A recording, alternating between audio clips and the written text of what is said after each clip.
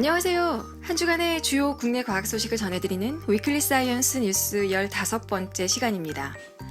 오늘은 2020년 2월 24일부터 29일 사이 발표한 국내 과학 소식을 준비했습니다. 한국에너지기술연구원에서 자유자재로 붙였다 떼었다가 가능한 2차 전지 기술을 개발했습니다. 윤하나 분리변화 소재 연구실 박사는 김영진 카이스트 기계공학과 교수와 김승철 부산대 광메카트로닉스 공학과 교수와 함께 스티커형 마이크로 슈퍼 캐패시터 기술을 개발했는데요. 마이크로 슈퍼 캐패시터는 리튬 방막 전지보다 훨씬 높은 출력 특성을 보일 뿐만 아니라 부피당 에너지 밀도도 거의 비슷하거나 더 우수해서 초소형 고성능 에너지 저장 소자로 기대를 모으고 있습니다. 연구진은 극초단 레이저 공정 기술을 응용해서 마이크로 슈퍼 캐패시터의 유연성을 부여하면서 탈부착까지 가능한 스티커 형태로 만드는데 성공한 겁니다. 표면에 도파민이라는 레독스 활성화 분자까지 도입해서 출력 밀도를 기존 리튬 방막 전지보다 13배나 높일 수 있었다고 하네요. 이 연구 결과는 화학공학 분야의 세계적인 학술지인 케미컬 엔지니어링 저널에 게재됐습니다. 기초과학연구원은 당뇨병 진단에 획기적인 신기술을 개발했습니다.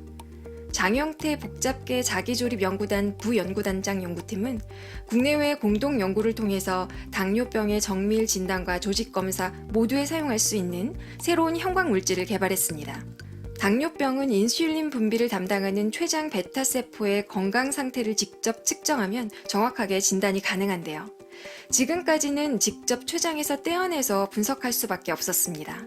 연구진은 췌장 베타세포에서 분비하는 인슐린하고 만나면 형광을 띠는 화합물들을 선별하고 양전자 단층 촬영 조영제로 사용할 수 있도록 후보 화합물에 불소 원자를 미리 도입했습니다. 그리고 췌장 베타세포만 특이적으로 탐지할 수 있는 최종 화합물을 선별했고 이걸 파이F라고 부르기로 했습니다. 파이F는 눈으로도 확인이 가능하고 양전자 단층 촬영으로도 확인이 가능한 최초의 형광 화합물로 당뇨병 발병 여부 및 조기 진단이 가능한 임상도구로 활용될 것으로 기대하고 있습니다. 이 연구 결과는 미국 화학회지 2월 10일자에 실렸습니다. 카이스트는 OLED 디스플레이에 사용할 수 있는 자유자재로 늘렸다 줄일 수 있는 새로운 스트레쳐블 기판을 개발했네요. 최경철 전기 및 전자공학부 교수팀은 한 방향으로 구부리거나 접는 것밖에 할 수 없었던 기존의 플렉서블 OLED 디스플레이의 한계를 뛰어넘는 두 방향 이상으로 변환이 가능한 스트레쳐블 디스플레이를 개발했습니다. 단단하게 패턴화시킨 기판을 신축할 때 기판에 가해지는 힘을 최소화시킬 수 있는 기둥 구조로 만들어진 유연 기판을 결합해서 새로운 형태를 만들어낸 건데요. 기존 공정을 그대로 활용할 수 있는 장점까지 있어 상업화가 빨라질 것으로 기대됩니다. 또 실제 소자에 걸리는 기계적 스트레스가 거의 없어서 화면이 왜곡되거나 급격하게 휘도가 변하는 현상 등이 없이 안정적으로 소자 구동을 할 수 있는 것도 특징입니다. 이 연구 결과는 나노레터스 1월 28일자 온라인판에 게재됐습니다.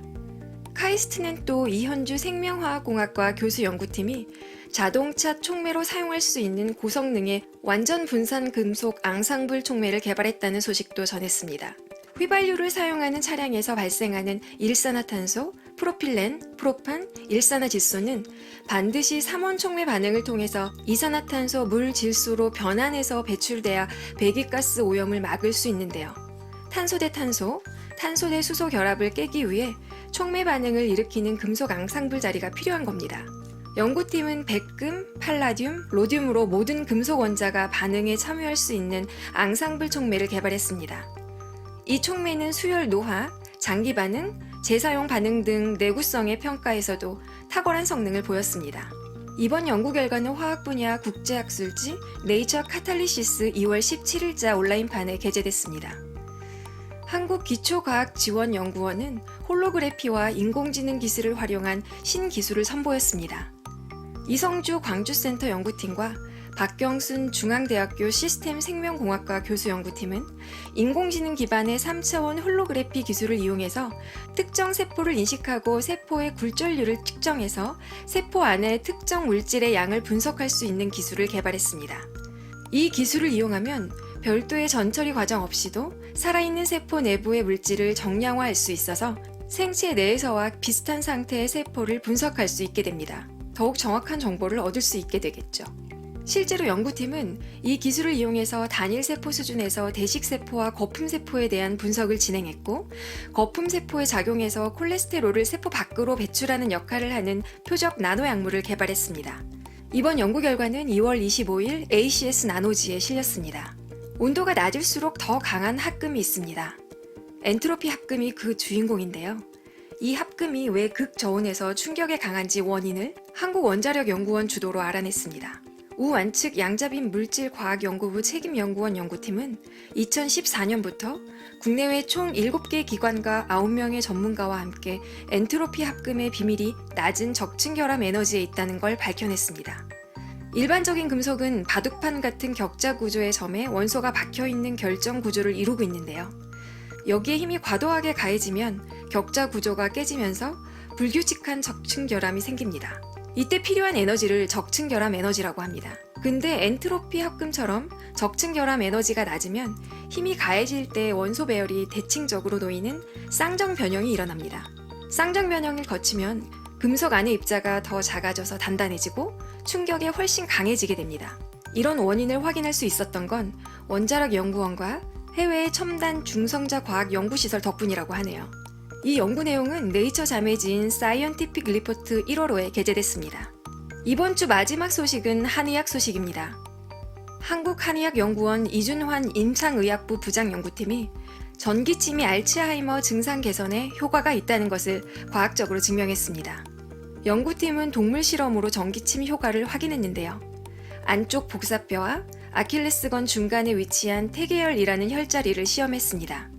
인지기능 개선 정확도를 확인하기 위해서 행동 실험을 실시했는데 치료를 받은 실험군의 인지기능이 29% 정도 향상하는 것을 확인했습니다.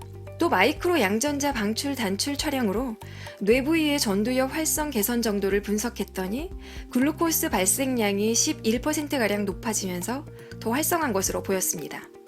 뇌 염증의 변화에 대한 실험도 진행했는데 염증 관련 단백질 생성량이 30% 넘게 감소한 것도 확인했습니다.